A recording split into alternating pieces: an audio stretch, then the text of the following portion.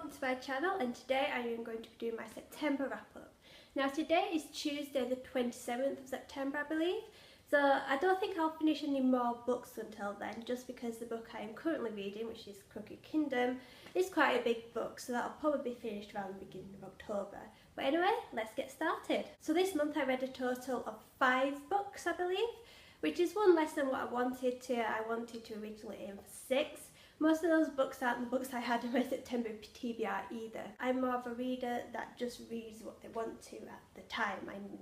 I will never stick to TBRs. But anyway, here are the books I read this month. So the first book I read this month was Six of Crows by Leigh Bardugo. Now I really wanted to read this because everyone's been going on and on and on about this book on Tumblr and BookTube. I'm so glad I picked it up. At first I was thinking, what's all the hype about? But then when you really get into it, you get totally attached to all the characters. You want to know if they make it out alive, and it's just so good. And I can't believe the ending. It was spoiled to me by BuzzFeed. It was about the books that we were most looking forward to, and of course Crooked Kingdom on there, and of course it said how they cope with spoiler at the end of the book. I'm sorry, but BuzzFeed, I am very annoyed at you for spoiling this book for me, and if anyone spoils Crooked Kingdom, they will be hurt, that's all I can say. But yeah, this is a very good book. I'm quite sad it's not a trilogy. I think two books might be enough, because you know sometimes books get boring as they go along. But it's made me think more about reading the Grisha trilogy, I believe it is, because I really want to know more about these people with these powers. So those are on my book depository wish list, and hopefully I will get around to reading them.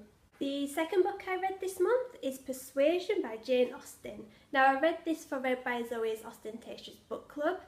I preferred this book more than I did Pride and Prejudice. It seemed to flow a bit better, but I'm not sure whether that's because I'm getting used to Jane Austen's reading style. But still, it was just a fast read. I didn't really care about any of the characters.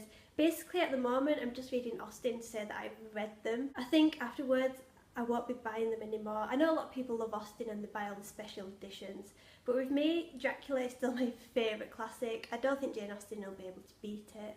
But let's see, I can't remember what the one for October is. I'll have to Google that. We'll look on the Goodreads group, which I'll link down below before I do my October TBR.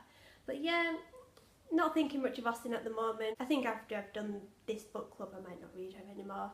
But yeah, sorry about that guys. The next book I read this month was Fangirl by Rainbow Rowell. Basically this has been on my to-read list for quite a while, but I've been a bit scared to pick it up. I didn't really want to go back into that young adult phase. I prefer young adult fantasy rather than, I would say this is probably contemporary.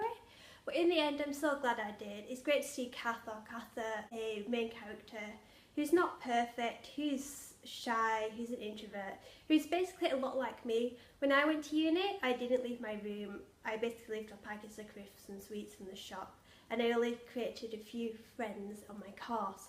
So it's great to see someone like that in a book. I just totally related to her, except I didn't write fan fiction, it was more like me blogging stuff on Tumblr all the time. The only problem I had with this book is that the Simon Snow bits just reminded me so much of Harry Potter, and that actually really annoyed me. So I do want to read more Rainbow Rowell books. I don't think I would read Carry On because I believe that's based on Simon Snow. But apart from that, I really loved it. I loved the characters, and it would be pretty cool to see a sequel to see how everyone's getting on. But yeah, I really loved it, and I'm quite glad that I picked it up. The next book I read in September was The Wonder by Emma Donoghue. Now this I've been interested in since I saw someone read an advanced copy on BookTube. It basically follows a nurse who is sent to Ireland to watch over a girl who I believe is 11 years old, who hasn't eaten for 4 months and she's somehow still alive.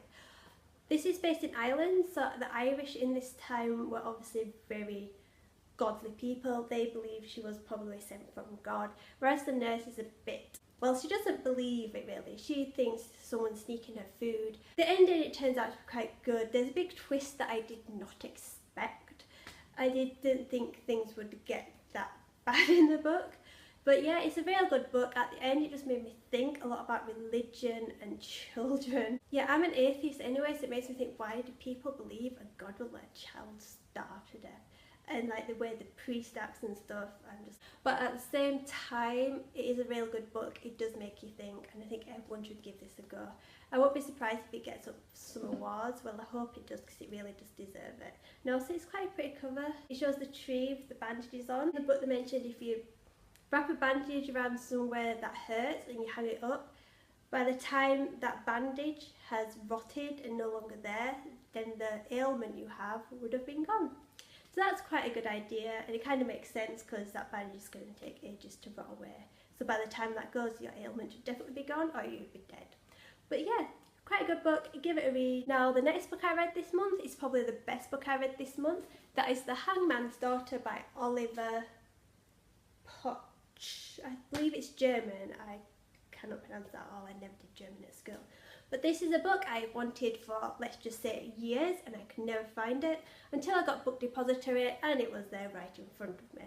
So obviously when it arrived, I just went and read it straight away, and it was so good. It's not what I thought. By the look of The Hangman's Daughter, you think it follows The Hangman's Daughter, but it doesn't. It actually follows the hangman and a young physician. When a child is killed with a witch's sign on it, which is this sign, people automatically think it's the midwife who these kids have been hanging out with, but the hangman and the physician don't believe it.